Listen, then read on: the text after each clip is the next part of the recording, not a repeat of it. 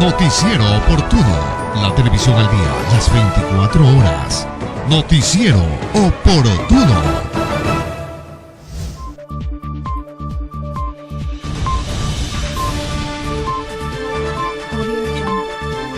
No hay cosa mejor en la vida que referirse a la historia. Porque la historia, siempre lo digo, es la narración verídica de los hechos acontecidos en un pueblo. Con esa premisa, la premisa mayor, vamos a entrar a conclusiones.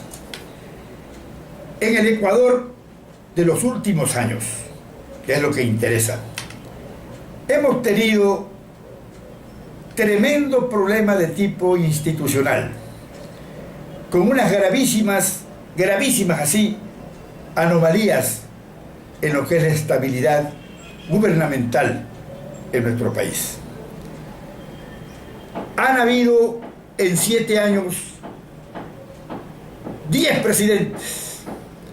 Han existido, querido periodista, una serie de intervención política que ha degenerado en vandalismo en los congresos y en la legislatura.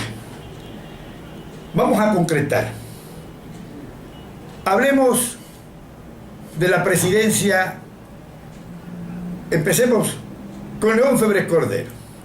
El ingeniero León Febres Cordero, social cristiano, cuando fue necesario reorganizar las cortes que eran elegidas por medio de ternas por el Congreso Nacional, cuando se eligió definitivamente la Corte Suprema entonces de Justicia, el ingeniero Febres Cordero, sin haberse declarado dictador, no permitió que se posesionen los miembros, en ese entonces eran ministros de la Corte, ahora son jueces. No se posesionen, y no solamente es que lo impidió con policía, puso tanques de guerra en el Palacio de Justicia en Quito. Esa es una actitud dictatorial que muchos olvidan. El ingeniero León Febres Cordero tuvo que afrontar y enfrentarse a oposición en el Congreso. El ingeniero León Febres Cordero, querido amigo, tuvo que tomar, a consecuencia de 2 terremotos que sacudieron el país de menos intensidad que el que acaba de ocurrir el 16 de abril del año pasado, pero hubo problemas nacionales por aquello y tuvo que tomar medidas económicas emergentes. Lo hizo el ingeniero Febres Cordero. ¿De qué manera? Subió el IVA, subió los pasajes de los transportes urbanos y rurales, subió el precio de los combustibles. Tremendo paquetazo que golpeó en ese entonces la economía popular. Pero de esas cosas se olvidan. Es más, Febres Cordero se vio envuelto en tremendos asuntos de corrupción. Aquí tengo yo datos concretos sobre aquello. Mire, señor periodista, Jofre Torbay era secretario general de la Administración Pública en aquella época. Con ayuda del gobierno, dicen los historiadores, luego de ser sindicado por la compra de 350 carros recolectores de basura a la empresa mexicana Dina, con sobreprecio de $7,000 por vehículo. Entonces estábamos nosotros con el Sucre. Denuncias de presuntos sobreprecio para la vía perimetral y robo de orejeras de oro, pinturas y obras de arte del Palacio de Carondelet. Tremenda cosa. Es más, el caso Fokker en 1986, donde Juan Vargas Paso tomó la batuta y acusó a Luis Piñeiro, ministro de Defensa de Febres Cordero, por sobreprecio de la compra de un avión Fokker para TAME. Se inicia un proceso de investigación el 19 de marzo de 1986 por una comisión de fiscalización del Congreso el 24 de abril. La comisión dictamina que no existió irregularidades, mientras que la Contraloría General del Estado dijo otra cosa. Estableció grosas por 250 millones de sucres sin establecer nunca los implicados y las irregularidades. Tremenda situación de corrupción entonces, y de eso nos olvidamos. No está bien olvidarse.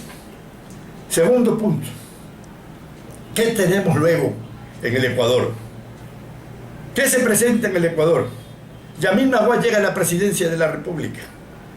¿Qué pasa con Yamil Maguad? Ahora hace poco declara, pide perdón al país porque no estaba capacitado para gobernar, pero en cambio sí lo hizo. ¿Qué pasó allí? La dolarización, el feriado bancario, la entrega grosera de Tiwinsa, por un Tiwinsa postizo que nos dejaron. Grave cosa,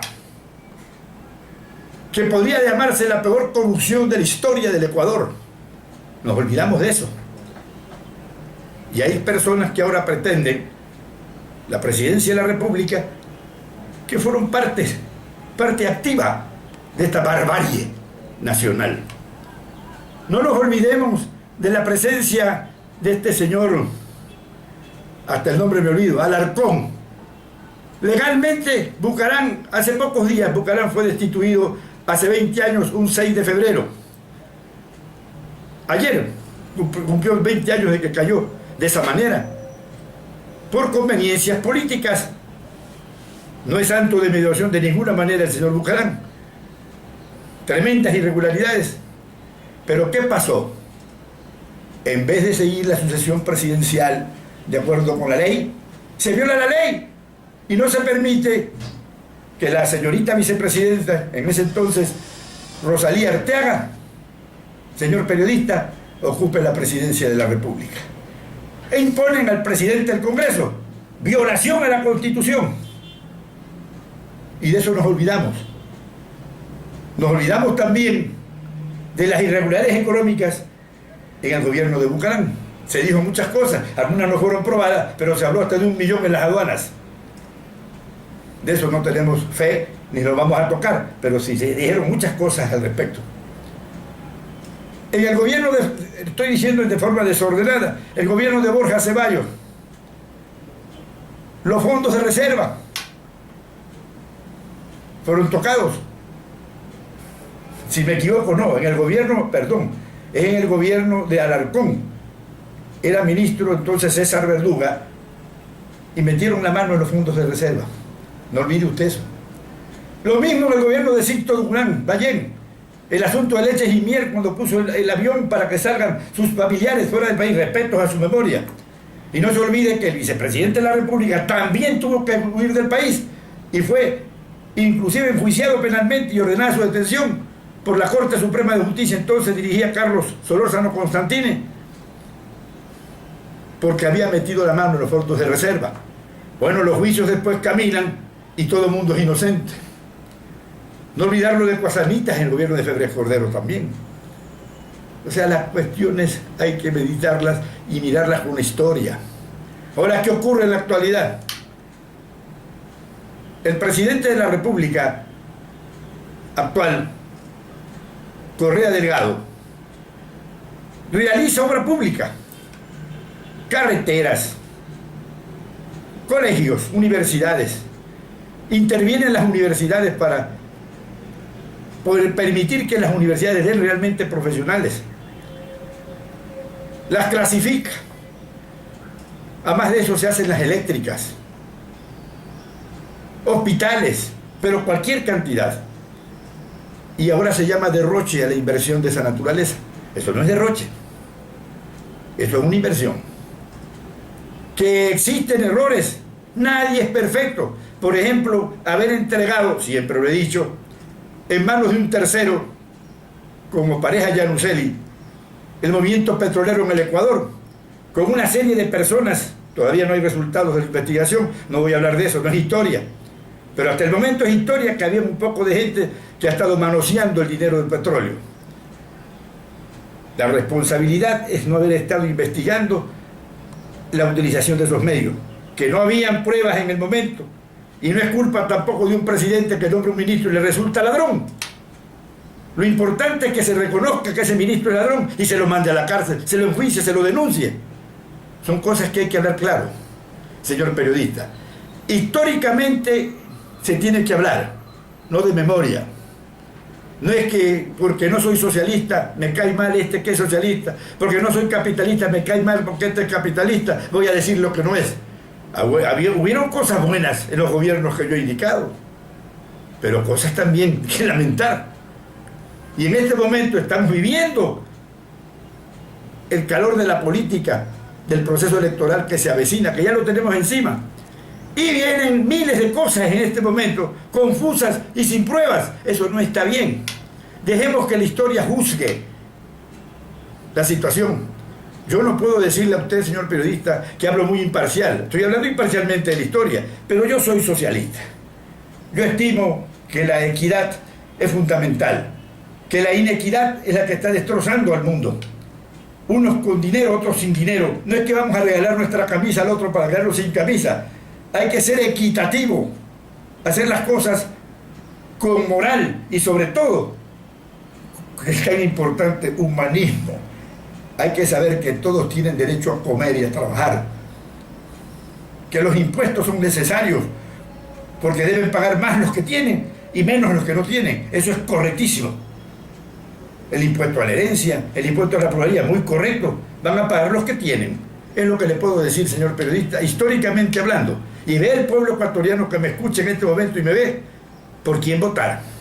Pero la realidad histórica es aquella, y la historia es la narración verídica de los hechos acontecidos en un pueblo. Muchas gracias.